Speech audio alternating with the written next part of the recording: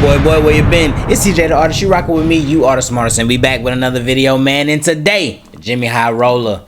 When you grow too tall to play basketball, that rhymed. I ain't trying to make it rhyme, but it did. Listen, man, you know Jimmy High Roller gonna come with it.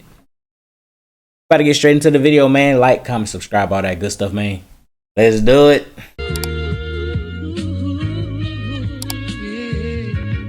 Could you turn me up in the headphones a little bit? And he was the tallest man in recorded history, standing at a whopping... This is Robert Wadlow. Okay. And he was the tallest man in recorded history, standing at a whopping 8 feet 11 inches tall. My goodness. A man so large, he looked like two people stacked on top of each other in a trench coat. But even then, you'd still have to give them a pair of stilts to stack up to Robert. When he entered middle school, he was already a 7-footer. And by the time he graduated high school, the kid was a staggering 8 feet 4 inches tall. That dang giant. And just as odd as his unbelievable height was the fact that he just wouldn't stop growing, even well into adulthood. Robert's height and daily life is incredibly fascinating in and of itself. But being a basketball fan, the only thing that I can think about when I see film of this gentle giant peering out 3 feet over a sea of people flocking to see him, this man would have been one hell of a ball player. I don't think so. You see how he walking around? He looked like he would have been struggling. 1 foot shorter than the rim itself. Give the kid a pair of sneakers, plant him underneath the rim, and watch as the defense stands by, helplessly witnessing the dominance of a man too big to do absolutely anything about. If Robert played basketball, and if you could just get him within reaching distance of the hoop, I fail to see any way that you could prevent him from just dropping the ball in the hoop every single time. Which begs the question, why don't teams do this? Why are teams around the NBA not scouting the tallest people on the planet, slapping a uniform on them, and planting them under the hoop for the easiest buckets you've ever seen in your life? Because they can't move, man. Well, because teams have tried this. Actually, they've tried it a lot. And it turns out you can actually be too tall to play basketball. You can be too tall to play basketball. Here we go. Let's go, Jimmy. Today's video doubts for right now your account bowl and the NBA. That's promo code Jimmy10 for 10% off any tickets. Get your code SeatGeek. Can you be too tall to play basketball? Well, the NBA, as well as every other league around the world, has no actual limit to how tall a player can be. The tallest player in NBA history is a record tied between Manute Bol and George Mirasan, both 7-foot 7-inch giants and taller than any player currently in the league. But they weren't nearly the tallest people on Earth. In fact, they weren't even the tallest basketball players in history. 7-foot 8-inch Yasutaka Okayama drafted into the NBA in 1981, but never played a game in the league. 7-foot 9-inch Sun Mingming, 7-foot 9-inch Olivier Roux, 7-foot 11-inch Abidun Adegoke. There are taller people and taller players out there. So in a sport where size grants the ultimate advantage, look how they moving and to be a limit to how tall players can be in the NBA. Look how they moving around. If taller players exist, why are they of no use to the best league in the world? To answer this question, we first need to understand just how big a human being can get, and the tipping point where too much size does more harm than good. At the moment, the tallest player in the NBA is Victor Wembanyama, who was officially measured at 7'3" coming into the NBA a couple years ago, but was recently changed to an official height of 7'4". But even his new listed height seems to be an underestimation. In every photo, compared to other players from around the league and their listed heights, fans have speculated that Wemby is clearly taller than they are listing him. For example, here is 6'11" Tim Duncan. Here's 60-year-old 7'1" David Robinson. Might be a little bit of shrinkage going on there, but still a 7-footer. Here's 6'6" Stephon Castle, and here's Victor Wembanyama. Oh my gosh. I mean, here's Victor Wembanyama. Yeah, that man ain't 7'4", bruh. How tall you is, Wemby? After crunching some numbers, it's estimated that Wemby is closer to 7'6" or even 7'7". And according to the Spurs team staff, he's still growing. Now, if Wemby is truly 7 feet 6 inches tall, that would make him the 34th tallest human being on the planet. So where are the other 33 guys that are taller than him, find them. And why are they not in the NBA? Well, because they are simply too tall.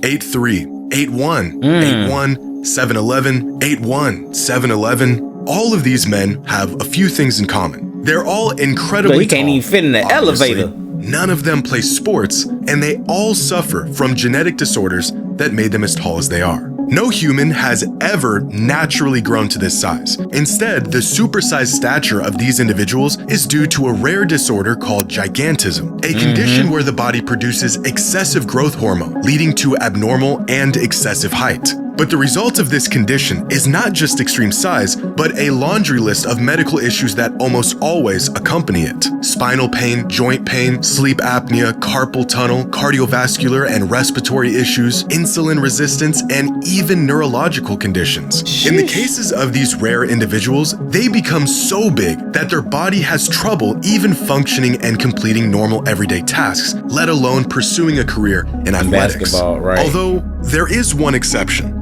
Sort of. 8'1" Iranian volleyball player Martiza Mirzad, who has had a decorated career on the world stage and is currently the tallest athlete on the planet, which would make him the exception to the rule if he didn't compete sitting down. The results of an accident that he... So it don't even count. He's still bigger than everybody sitting down, but it don't even count because he's not... had when he was a teenager that stopped the hell out of that growth of one of his legs while the other leg kept growing. A disability that one leg stopped growing indirectly stemmed from his incessant growth. There aren't many people around the world who are tall enough to be an actual cheat code in sports. And in the extremely rare cases that they are, sports are simply out of the question. Although there isn't a limit to how tall you can be to play basketball, there does seem to be a theoretical limit to how tall a person can be before they have a hard time just functioning. And this limit seems to be about 7'8". Beyond this, there are just a handful of human beings on record to live relatively normal lives without dealing with severe debilitations as a result of their immense size. The human body just isn't meant to be bigger than this. In fact, every single instance of a person growing taller than 7'9" was a result of a genetic size. The human body, watch the bus when he get off, just isn't meant to be bigger than this. In fact, every single instance of a person growing taller than 7'9" was a result of a genetic disorder. The tallest man in recorded history whose height didn't stem from any pathological condition or excessive growth hormone production is actually, believe it or not, playing basketball right now. Standing at 7'9". Go Gators! 9 inches tall, 19-year-old Olivier Roux is pushing the boundaries of not just how... But we don't even play him like that. He need to get on the court. Gators, play this man. How tall a basketball player can be, but how tall a human being can get while still maintaining their mobility, dexterity, and health. Even crazier, the kid is still growing and still pursuing a career in the NBA. But he would be the first person to cross this hypothetical size limit and make it to the league. Because as much as height plays possibly the biggest role in the game of basketball, too much of it can end up being a curse. Back in 2007, in a game that was openly advertised as a publicity stunt, the Maryland Nighthawks of the ABA had the bright idea to start the game with a 5-man lineup that had an average height of 7'3". How did they possibly manage to do this? By starting the second tallest basketball player ever at 7'9" as their center, the tallest NBA player ever at 7'7" as their power forward. So they was out here trolling. This look like this look like a my team, a NBA 2K26 my team. Everybody just get 7-footers. As look their at that. small forward and shooting guard, and running a 6'8" point guard. 432 inches of basketball gimmick. And it took all of this to narrowly win the game thanks to a half-court buzzer beater. Oh, so they almost lost by doing that. Yes, everything you just heard actually happened. Of course, this lineup was never seen again, and the big ball strategy was for nothing more than to merely grab some attention. The Nighthawks knew all along going overboard on the size was never a real viable strategy. It didn't grant them an because they slow edge over their opponent, and the idea of just feeding their big men easy buckets under the hoop was as far-fetched in reality as it was in theory. But the Nighthawks aren't the only team to give the big ball strategy a shot. In 1999, during the last game of the season, the Dallas Mavericks decided to start the game with a 5-man lineup that consisted of 3 7-footers, one of them being the tallest player in the NBA. Okay. 414 inches of lineup and an average height of 6'11", But did which it work? goes down as the biggest starting five in NBA history. They ended up losing the game by double digits. Their experiment was a dud, and this lineup was never seen again. In 2020, the Denver Nuggets tried a big ball lineup of their own in a scrimmage against the Washington Wizards, a starting five that had an average height of nearly 6'11", with a 7-footer running the point and a 7'3" giant at small forward. Why exactly did they do this, you might ask? Well, we're not really sure. It made no sense and was nothing more than a gimmick for a meaningless game. Ironically, the Nuggets somehow lost the tip-off and their experiment lasted only 6 minutes. The result of which was a measly 10 points, big guys living out their lifelong dream of playing on the perimeter, and a tied game against a Wizards team missing 3 of their best players. This lineup wasn't much of a success and was never seen again. Because turns out, having a team exclusively full of giants is not as great of an idea as it sounds. With how big some NBA players are, it is a miracle that they can shuffle their feet, react quickly, and maneuver around the court with the best athletes in the world at all, even if they may struggle in the process. It gets to a point where excess height tends to introduce bigger trade-offs than benefits. More mass to move, longer levers to control, smaller margins for balance and touch. The rare talents who defy that don't just add inches, they carry those inches. Studies have shown that the negative effects of excess height, joint degeneration, spinal issues, cardiovascular strain, can begin to take effect in individuals just 6'8" or taller. Every inch above that, and the drawbacks become more and more pronounced. By 7'3", health issues aren't just expected, they are virtually inevitable. They got a lot to deal with being that tall, man. There has been only 28 players who were 7'3" or taller in NBA history. 28 out of over 5,000 players who have ever touched an NBA court.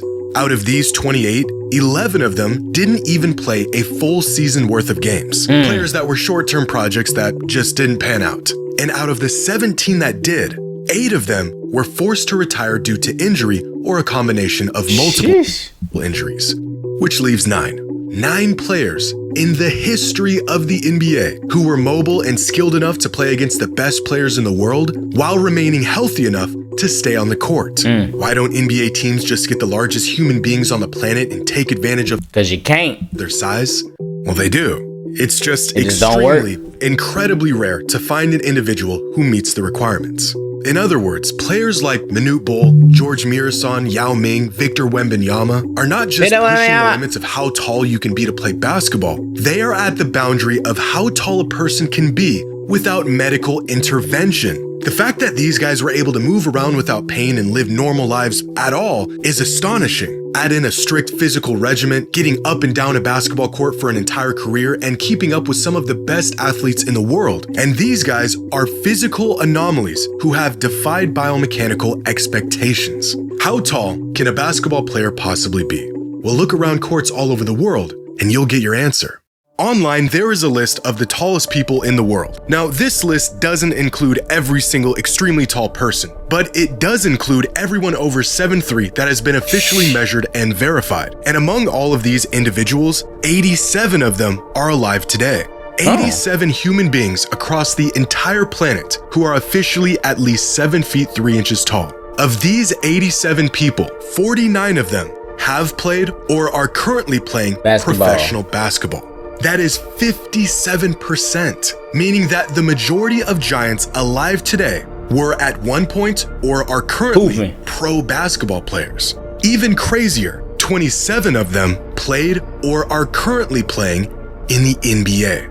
But here's where it gets really interesting. Of these 49 pro basketball players, none of them were taller than 7'9", and 45 of them, the vast majority, were 7 feet 7 inches or shorter. Again, this seems to be the absolute limit of how tall to play basketball, height limit a basketball player can truly be. Because if we reduce this list to the people who are between 7'3" and 7'7", then 71% of them have played professional basketball at some point in their life. 71%. And 43% have played in the NBA. So if you aren't really tall, your chances of becoming a pro basketball player are pretty slim. And if you're too tall, your chances aren't much better. But if you're in this Goldilocks zone, where you have an abundance of size without being debilitating, you are essentially a shoo-in as a pro basketball player. Can a person be too tall to play basketball? Yep. Well, technically, no. But as of right now, and from everything that we've seen, there appears to be a practical limit at about 7 feet 8 inches tall. So, yeah, in theory, you could just plant a mega giant near the rim, feed him the ball, and give your team the most unstoppable advantage the sport has to offer. You just have to go out and find a mega giant good enough to compete and healthy enough to not completely fall apart on the court. Good luck with that. Facts. Hey, Jimmy High Roller has done it again. Like, comment, subscribe, all that good stuff. Stay tuned for the next one. Just look up my page. There's gonna be a bunch of basketball on my page. Anything. Old games, new games, games from last night. It's gonna be on my page, man. Like, comment, subscribe, all that good stuff. Peace.